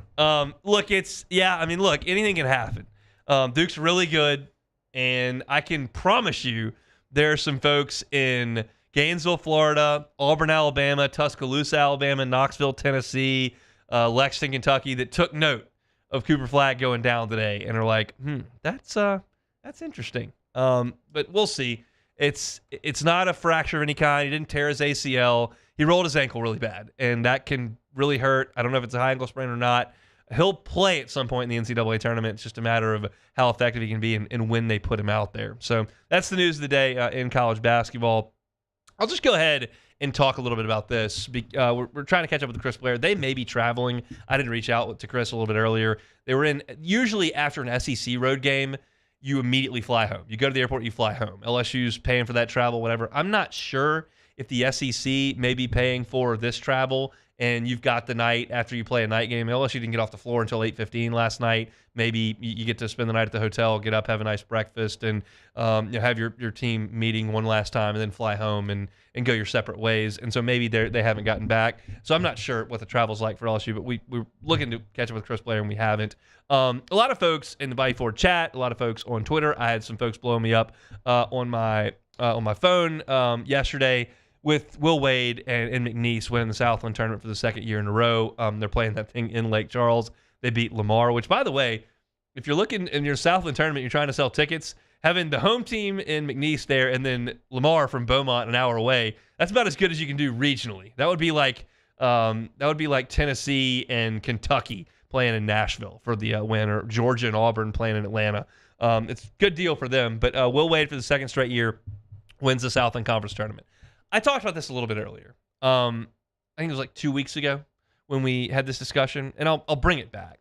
But there's I feel like 90% of the LSU basketball fan base wants Will Wade to come back. It's like, give me Will Wade back. Oh, well, yeah, of course. Why wouldn't you want him back?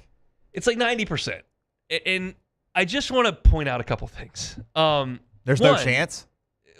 That's probably the end conclusion. I mean, we don't even need to talk about anything else besides the fact there's literally a 0% chance. There are reasons for this. Yes, there are. One, LSU has a basketball coach, and Will Wade's going to get job offers this year. I don't know if Ole Miss is going to come open and offer him. I don't know if Indiana's going to talk to him. I don't know if NC State's going to talk to him, or Minnesota's going to talk to him, or Texas is going to fire Rodney Terry and they're going to talk to him, or if Porter Moser's not going to keep his job and they're going to talk to him. Like, I don't know what's going to happen. Miami's open, or was. I think they just filled it. It doesn't matter. There are going to be openings, and Will Wade's probably going to field some phone calls. And if he takes that, like, LSU's not open, so like he's going to take a job that is open. That's one piece to this. The timing is not going to work out there.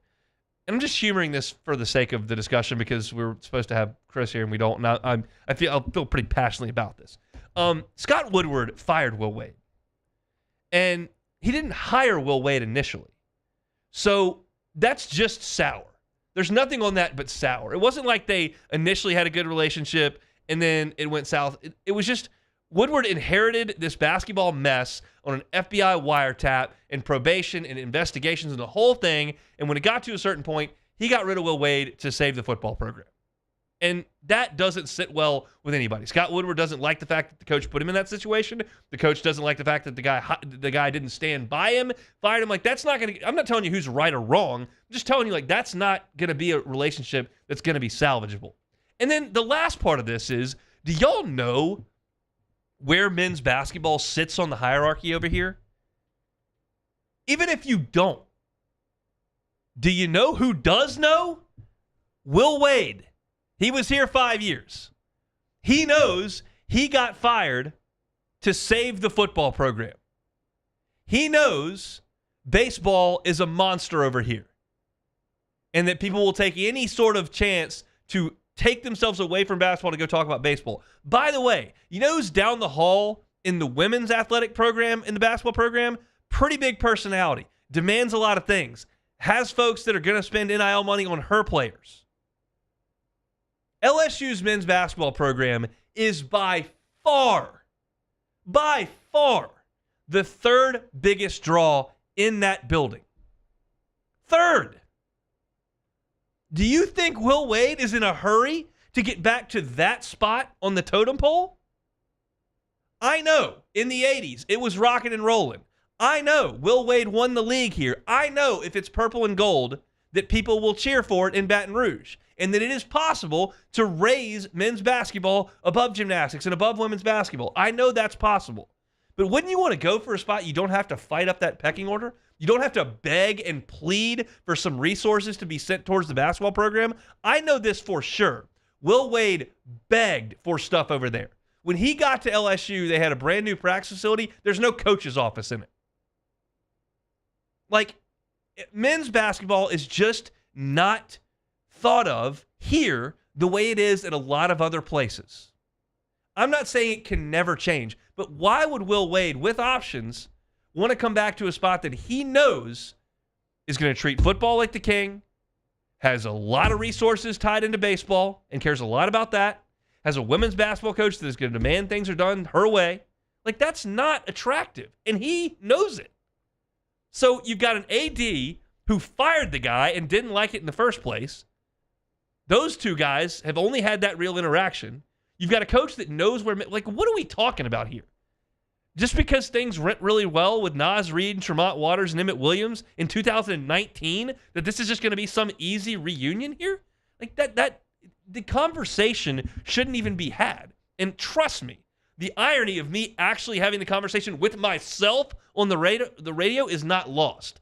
But I do sense that my job is to speak to the fan base and to talk about things that the fan base finds interesting. And this is not like, oh, it's just on Tiger Droppings. It's not like, oh, it's just on the Bayou Ford chat. Oh, it's on my text line. I got it yesterday when McNeese won the tournament. Why can't we just get that guy back? Well, it's just, there's 20 reasons why you can't do it.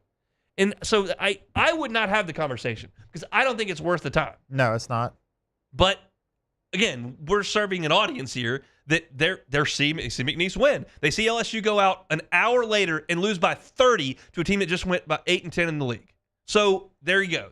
That brings it all back. It is what it is. LSU basketball will once again become a really good program at some point. I don't know if it's next year. I don't know if it's 5 years. I don't know if it's 10 years. It's cyclical here. And you got to get the right guy and the right resources plugged into it. Is it Matt McMahon? We'll find out. And if it's not, they'll go get the next guy. And trust me, Auburn hired Tony Barbee. Okay?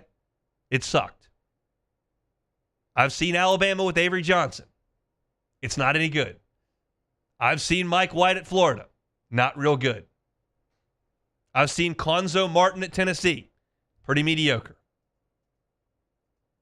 So it's just cyclical in that way. And there's no doubt that LSU's got to be a lot better than they have been. But this dream that you're just going to put the pieces back together from what was an incredible 3-year run relative to the other 20-plus years of preceding it with LSU basketball, it's just not worth the conversation. So if you're someone who's clinging to this, just let it go. Just just drop it. It's just not there. LSU's got to be better than they are right now, but that's not worth discussion. Even if, to me the singular breaking point is that I don't think that if Scott Woodward called Will Wade and said, "Look, I'll put aside my differences. I'll give you a great contract, and you'll have this program. We'll support you." I think Will Wade would probably say no. There's other options out there, other programs. Like there's other programs that are just going to be able to offer him the same, if not more, resources than LSU will, and for men's basketball. So I don't. Even if Scott Woodward did offer the job to him, I'm pretty sure he would probably say no anyway. Will Wade would say no anyways, just based on what happened. It's men's basketball at LSU is a hard job. It is. I mean, even if Will Wade, even if he stayed, even if none of the FBIs have ever happened, and he had this team playing well, they're in the tournament every year, and the Indiana job came available, you think he wouldn't leave to go to Indiana? Of course he would. Probably. I do think, I don't know, I know Will, I don't know him great. I think he prioritizes the Southeast. Now, Indiana is a blue blood. That's what I'm saying. It's not that far out of the Southeast. I mean, it's not like he's taking the job at Minnesota. So it's not like that. Or you think like if when Cal left, if he was still here, you think he wouldn't take the Kentucky job? Yeah. I mean, come on, what are we talking about here? It was fun. I'll put all the cards on the table here. I could reasonably connect dots between Will Wade's emergence as the LSU basketball coach and my spot on this show, because I was out of sports completely. I was doing nothing but selling insurance, and I was talking to Matt after a couple drinks, and he said, "You should do a daily LSU basketball podcast." And I said yes, like that was a stupid idea to say yes. But that was the year they won the league, and I did it every day before work. And I stayed, quote unquote, and I use air quotes there, but like involved / relevant, like whatever. I was around. And that gave me the leg to go on the show in the morning. Then Hester launched, and I went on with him at night. And like, it kept me around. And here we are. I've got a show now. I loved when LSU basketball was great, but trying to just immediately mend that fence and put it right back together, that ship has sailed. If you want LSU basketball to be good, option number one is pumping some money behind Matt McMahon and seeing what he can do with a roster that has some dudes on it next year. And then if that's not the answer, then you got to find the next guy. But those are all conversations for another day. Let's come back and do some SEC baseball power rankings next. The Hunt Palmer Show. Genesis of Baton Rouge. GenesisofBatonRouge.com. Every single car in the Genesis line, from the entry level to the highest model, came with the same safety features. They just don't cut corners on safety at Genesis. So if that is number one on your list, then hey, give Genesis a look. It's a luxury brand of vehicles with phenomenal safety ratings. They were all given the IIHA top safety pick. Some were top safety picks plus. They're incredibly stylish. They're incredibly comfortable. They've got all the bells and whistles that you could want. Get behind the wheel. Go see them at Airline at Piku. They're right across from Women's Hospital. Get behind the wheel. Let one of their brand ambassadors show you the ropes. You don't even have to go to the dealership to do it. They can come to you at the office at home and test it out. You maybe never been behind the wheel of a Genesis. This could be the time that you do it and get in one forever. It's Genesis of Baton Rouge. You can find the entirety of their line at GenesisofBatonRouge.com. You work hard every day to pursue a life you love. You put in the time, and it shows. You're forging ahead, chasing a dream, creating something better for the ones you love. You're building your own life. So why not build your own tractor? With John Deere tractors and attachments for almost any need, the Sunshine team can help you do just that. Check out our current promotions and learn more about what it means to be powered by Sunshine at sunequip.com. Family owned and community driven. Service Chevrolet Cadillac, a legacy you can trust since 1972.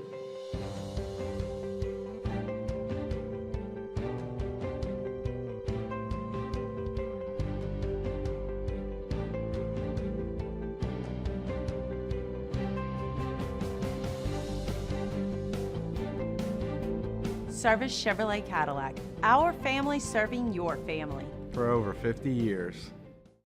Baton Rouge's home for real rock. It's Eagle 98.1. Foo Fighters. Led Zeppelin. AC/DC. Pearl Jam. And the flagship home for LSU sports. Take us anywhere with the Eagle 98.1 app. Eagle 98.1 is the rock station. At Auctioner, we know healing is a team sport. That's why we've partnered with world-renowned orthopedic surgeon Dr. James Andrews to create the Auctioner Andrews Orthopedics and Sports Medicine Institute. Whether you're a professional athlete or a weekend warrior, our team of specialists are dedicated to getting you back in the game. So whatever your reasons are for reaching your personal best, we've only got one. You. Auctioner Andrews Institute. Long live you. Crime has serious consequences, but anyone can make a mistake. If you find yourself in trouble with the law, know that you have rights, and it's okay to demand them. The law offices of O.C. Brown are here to protect you and your rights. Felony or misdemeanor, DUI or drug charge. No matter what crime you're accused of, you still have rights. Let the law offices of O.C. Brown uphold them. Call 225-343-1111. Your law firm for a lifetime. Jerry and Benny Payne began Central Plumbing Company out of their driveway in Tanglewood subdivision. 50 years later and 4 generations down the road, we continue to serve Baton Rouge and the surrounding areas for all of their plumbing needs. Residential, commercial, industrial, or hospitality, Central Plumbing is here 24/7, 365. We want to thank our customers, family, and friends for 50 years of You're listening to The Hunt Palmer Show, hosted by the Goo Goo Dolls' #1 fan, Hunt Palmer.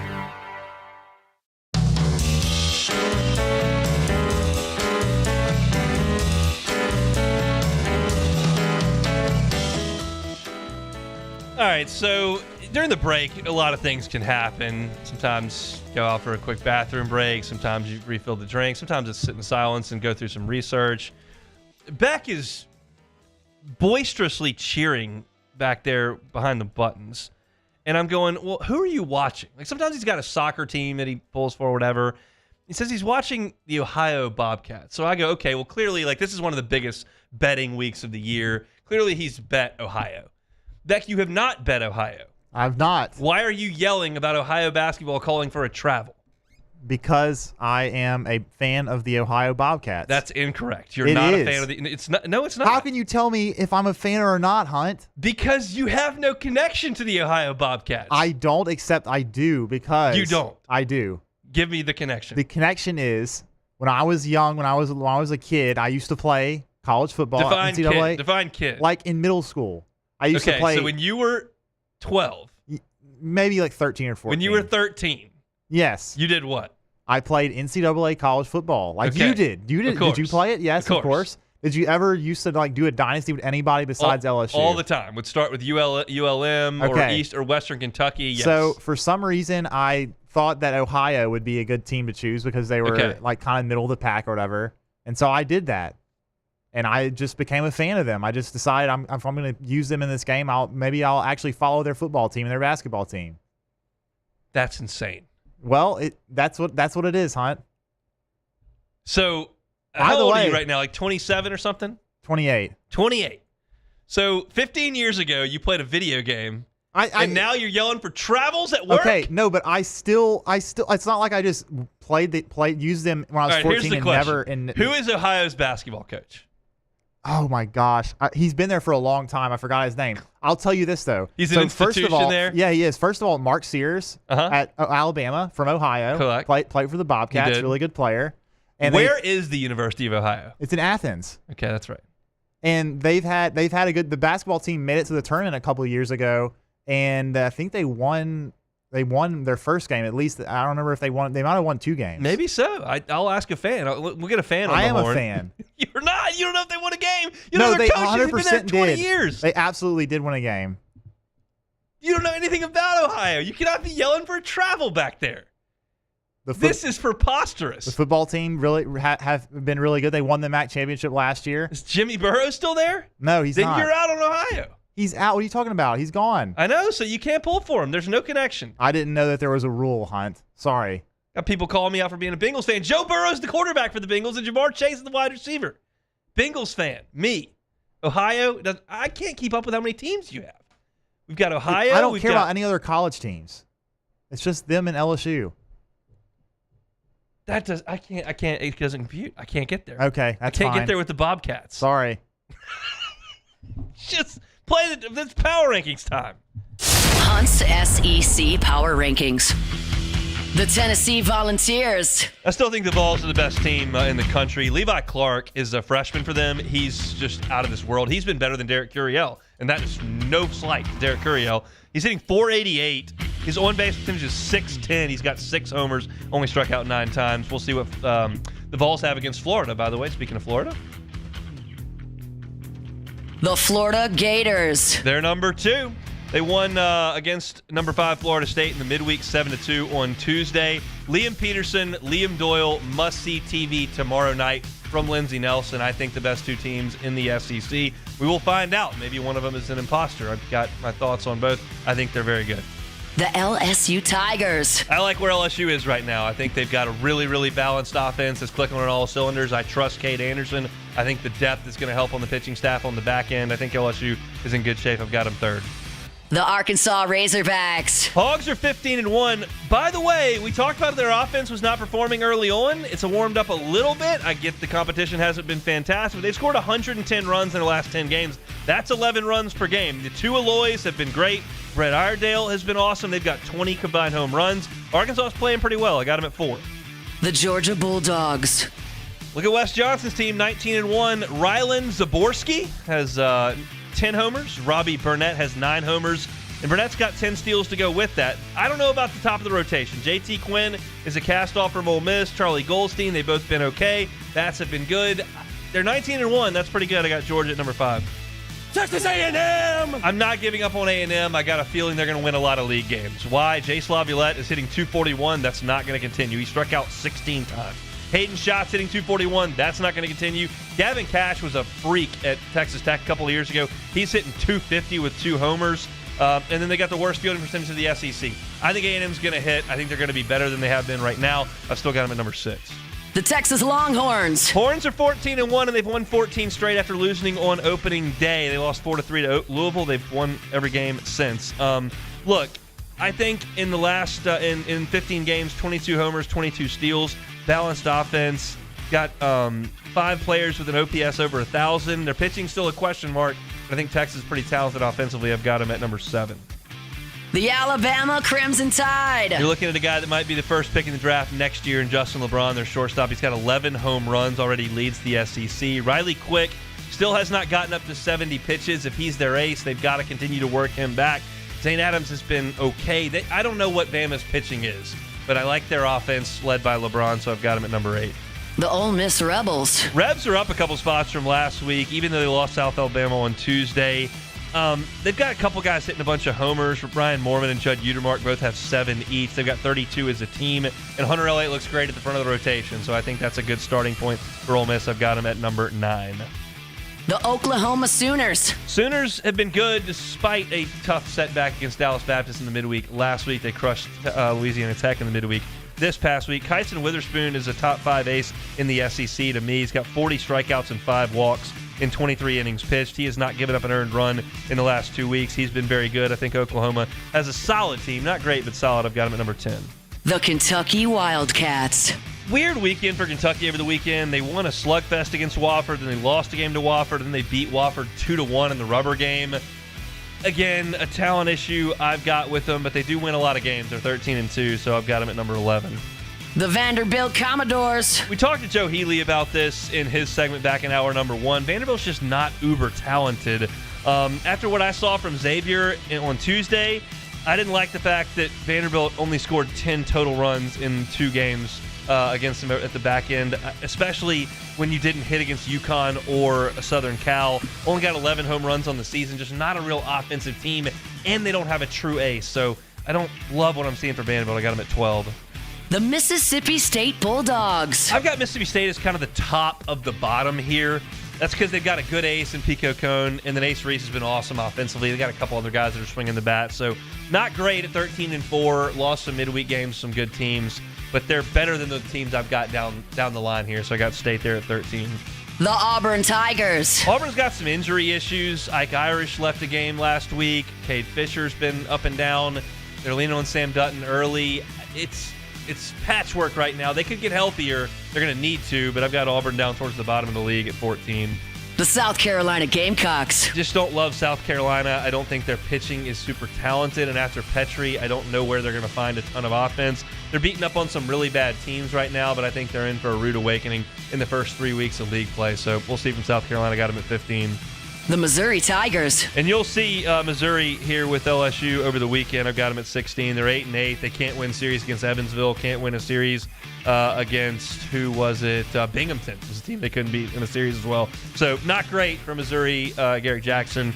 We'll see them in the box this weekend. Hopefully they leave town 0-3 in league play. That's your look at the SEC baseball power rankings. Again, we'll roll through them. Tennessee, Florida, LSU, 1, 2, 3. Arkansas, Georgia, and A&M. They're at the top at 4, 5, and 6.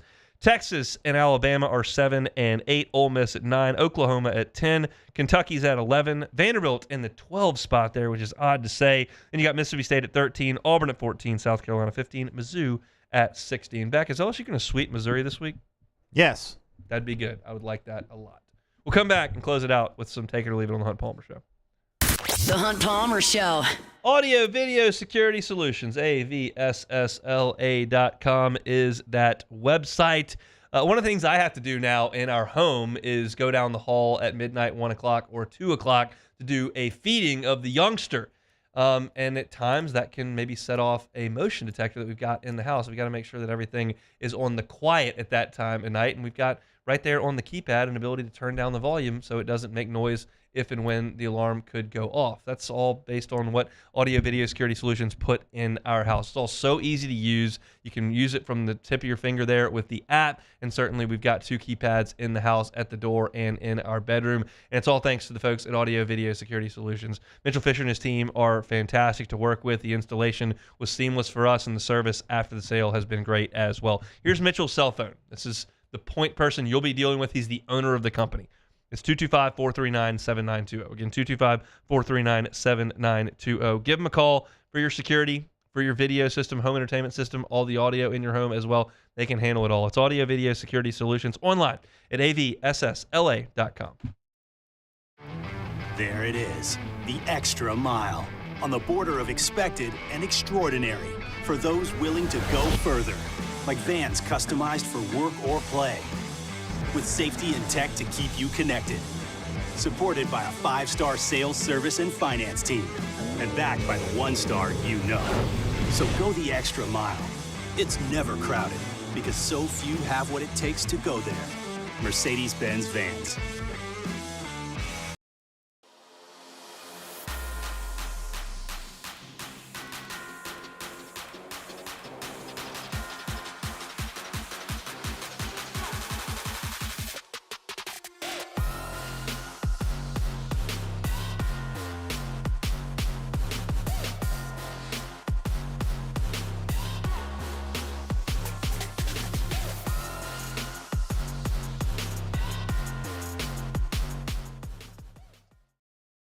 Family owned and community driven. Service Chevrolet Cadillac, a legacy you can trust since 1972.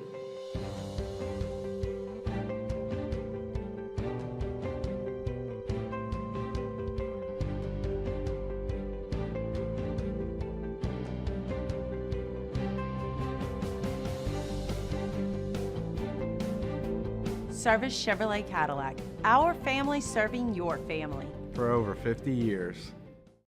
At Auctioner, we know healing is a team sport.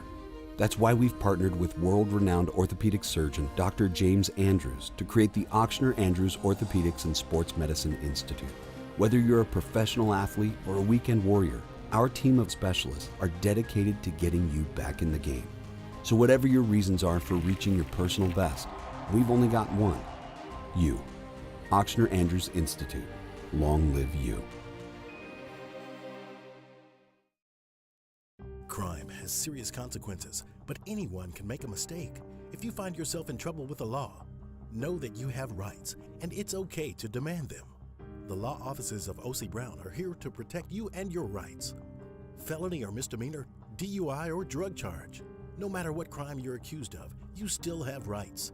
Let the law offices of O.C. Brown uphold them.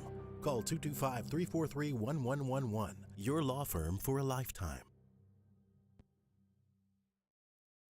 Jerry and Benny Payne began Central Plumbing Company out of their driveway in Tanglewood subdivision. 50 years later and 4 generations down the road, we continue to serve Baton Rouge and the surrounding areas for all of their plumbing needs. Residential, commercial, industrial, or hospitality, Central Plumbing is here 24/7, 365.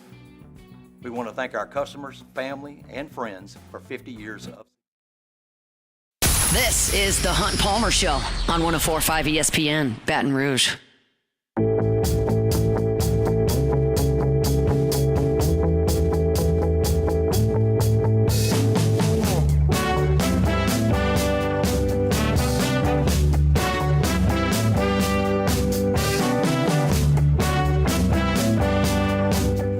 Join us at the Louisiana Outdoor Expo at the Lamar Dixon Expo Center from March 14th through the 16th this weekend. Head over to the front or back booth and register for your chance to win a U10 New Canoe, a compact, versatile kayak perfect for fishing and hunting adventures.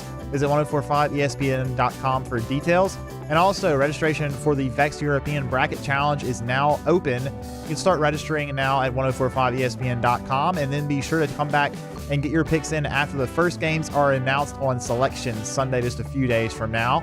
The person with the most accurate picks this year will win $1,000 in cash.